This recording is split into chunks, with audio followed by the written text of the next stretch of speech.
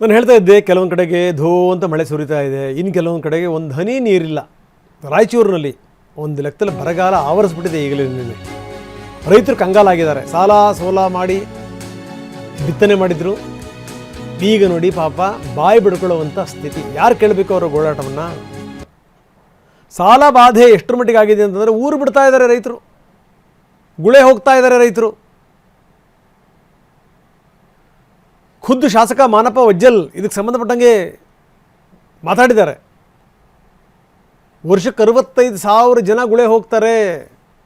ಲಿಂಗಸೂಗೂರು ತಾಲೂಕಿನಲ್ಲೇ 40,000ಕ್ಕೂ ಹೆಚ್ಚು ಜನ ಗುಳೆ ಹೋಗ್ತಾರಂತೆ. ಬನ್ನಿ, ನಮ್ಮ ಪ್ರತಿನಿಧಿ ಭೀಮೇಶ್ ಅಲ್ಲಿಂದ ಒಂದು ಪ್ರತ್ಯಕ್ಷ ವರದಿ ಕೊಟ್ಟಿದ್ದಾರೆ, ನೋಡೋಣ. ರಾಯಚೂರಿನಲ್ಲಿ ಬರದ ಛಾಯೆ ಮೂಡಿರುವಂಥದ್ದು. ರೈತರು ಈಗಾಗಲೇ ಸಾಲ ಸೋಲ ಮಾಡಿ ಬಿತ್ತನೆ ಮಾಡಿದ್ದಾರೆ. ಆದರೆ ಮಳೆ ಕೈ ಕೊಟ್ಟಿರೋದ್ರಿಂದ ಸಾಕಷ್ಟು ಆರ್ಥಿಕ ಸಂಕಷ್ಟಕ್ಕೆ ಜಿಲ್ಲೆಯ ರೈತರು ಸಿಲುಕಿದ್ದಾರೆ. ಈಗಾಗಲೇ ಜಿಲ್ಲೆಯಲ್ಲಿ ರೈತರು ಹೋರಾಟಕ್ಕೂ ಕೂಡ ಹಿಡಿದಿರುವಂಥದ್ದು. ಸದ್ಯ ನಾನು ರಾಯಚೂರು ಜಿಲ್ಲೆ ಲಿಂಗಸೂರು ತಾಲೂಕಿನ ಛತ್ರ ಗ್ರಾಮದ ಸೀಮೆಯಲ್ಲಿದ್ದೀನಿ. ದೃಶ್ಯದಲ್ಲಿ ತಾವು ನೋಡ್ಬೋದು, ತೊಗರಿ ಬೆಳೆನ ರೈತರು ಬೆಳೆದಿರುವಂಥ ಸ್ಥಿತಿ ಯಾವ ರೀತಿ ಇದೆ ಅನ್ನೋಂಥದ್ದು ನೋಡಿದ್ರೆ ಖಂಡಿತವಾಗ್ಲೂ ಕಣ್ಣೀರು ಬರುವಂಥ ಸ್ಥಿತಿ ಇದೆ. ಯಾಕಂತ ಹೇಳಿದ್ರೆ ಸಾಲ ಸೋಲ ಮಾಡಿ ರೈತರು ಈಗಾಗಲೇ ಹತ್ತಿ ಆಗಿರ್ಬೋದು, ತೊಗರಿ ಆಗಿರ್ಬೋದು ಹಾಗೂ ಇನ್ನಿತರ ಬೆಳೆಗಳನ್ನು ಬೆಳೆದಿದ್ದಾರೆ. ಆದರೆ ಮುಂಗಾರು ಮಳೆ ಸಂಪೂರ್ಣವಾಗಿ ಕೈ ಕೊಟ್ಟಿರುವಂಥ ಕಾರಣಕ್ಕಾಗಿ ಬೆಳೆ ಒಣಗಿ ಹೋಗ್ತಾ ಇದೆ. ಒಂದು ಕಡೆ ಮಳೆ ಇಲ್ಲ, ಮತ್ತೊಂದು ಕಡೆ ಕಾಲುವೆಯಲ್ಲಿ ನೀರಿಲ್ಲ. ತಾವು ಒಂದು ಬಾರಿ ಜಮೀನನ್ನು ದೃಶ್ಯದಲ್ಲಿ ತಾವು ನೋಡ್ಬೋದು. ಇಡೀ ಜಮೀನು ನೋಡಿದ್ರು ಕೂಡ ಕೇವಲ ಅಲ್ಲೊಂದು ಇಲ್ಲೊಂದು ಬೆಳೆ ಮಾತ್ರ ಬೆಳೆದು ನಿಂತಿರುವಂಥದ್ದು, ಸಂಪೂರ್ಣವಾಗಿ ಬರದಾಗಿ ಹೋಗಿರುವಂಥದ್ದು ಮತ್ತು ಬರಡಾಗಿ ಹೋಗ್ತಾ ಇದೆ. ಮತ್ತೊಂದು ಬದಿ ನಾವು ನೋಡ್ಬೋದು, ರಾಯಚೂರು ಜಿಲ್ಲಾ BJP ಘಟಕದಿಂದ ಈಗಾಗಲೇ ಬೆಳೆ ಪರಿಶೀಲನೆ ಅಂದರೆ ಬೆಳೆ ಹಾನಿ ಪರಿಶೀಲನೆ ಕೂಡ ಮಾಡ್ತಾ ಇರುವಂಥದ್ದನ್ನು ಕೂಡ ತಾವು ದೃಶ್ಯದಲ್ಲಿ ನೋಡ್ಬೋದು. ಈಗಾಗಲೇ ಮಾಡಲಿಕ್ಕೆ BJP ಶಾಸಕರಾಗಿರುವಂಥ ಮಾನಪ್ಪ ವಜ್ಜಲ್ ಅವರು ಇದ್ದಾರೆ. ಮಾತಾಡ್ತೀನಿ ಸರ್, ಹೇಳಿ, ಈ ರೀತಿ ರಾಯಚೂರು ಜಿಲ್ಲೆಯ ರೈತರ ಪರಿಸ್ಥಿತಿ ಇದೆ, ಏನು ಹೇಳ್ತೀರಿ ಸರ್ ಅಂತ? ನೋಡಿ, ಜಿಲ್ಲೆಯಲ್ಲಿ ಈಗಾಗಲೇ ರೈತರಂತೂ ಭಾಳ ಸಂಕಷ್ಟದಲ್ಲಿ ಸಿಲುಕಿಬಿಟ್ಟಿದ್ದಾರೆ. ಸಾಲ ಸೋಲ ಮಾಡಿಕೊಂಡು ಬೀಜ ಗೊಬ್ಬರಗಳನ್ನು ಹಾಕ್ಕೊಂಡು ಈಗಾಗಲೇ ಬೆಳೆ ಕೈ ಕೊಟ್ಟಿದೆ. ಮಳೆ ಅಂತೂ ಕೈ ಕೊಟ್ಟಿದೆ, ಬೆಳೆ ಬಂದಿಲ್ಲ.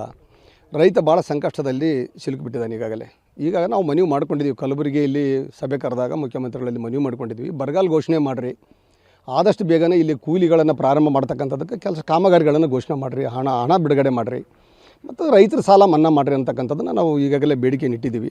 ನಮ್ಮದು ಒತ್ತಡ ಇದೆ ಸರ್ಕಾರ ಮೇಲೆ. ಈಗಾಗಲೇ ಸಾಕಷ್ಟು ಮನವಿಯನ್ನು ಕೂಡ ನಾವು ಸರ್ಕಾರಕ್ಕೆ ಮಾಡ್ಕೊಂಡಿದ್ದೀವಿ. ಈಗ ರೈತರು ಸಾಲದ ಭಾರ ಹೆಚ್ಚಾದಂಥ ಹಿನ್ನೆಲೆಯಲ್ಲಿ ಗುಳೆ ಹೋಗ್ತಾ ಇರುವಂಥ ಸ್ಥಿತಿ ಜಿಲ್ಲೆಯಲ್ಲಿ ಕಾಣುತ್ತೆ ಸರ್, ಆ ಬಗ್ಗೆ? ಹೌದೌದು, ಜಾಸ್ತಿ ಹೋಗ್ತಿದೆ. ಇದೇ ವಿಷಯನೇ ನಾನು ಕಲಬುರಗಿ ಸಭೆಯಲ್ಲಿ ತಿಳಿಸಿರ್ತಕ್ಕಂಥದ್ದು. ಪ್ರತಿ ವರ್ಷ 60,000 ರಿಂದ 65,000 ಜನ ಗುಳೆ ಹೋಗ್ತಿದ್ದಾರೆ ನಮ್ಮ ಇದರಿಂದ, ಜಿಲ್ಲೆಯಿಂದ.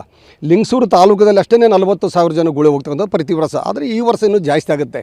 ಯಾಕಂದರೆ ಈ ವರ್ಷ ಅಷ್ಟು ಬರಗಾಲ ಬಹುಶಃ ನಾವು ಇಲ್ಲಿ ಈಗ ಸುಮಾರು 10-15 ವರ್ಷದಿಂದ ಕಂಡಿರಲಿಲ್ಲ.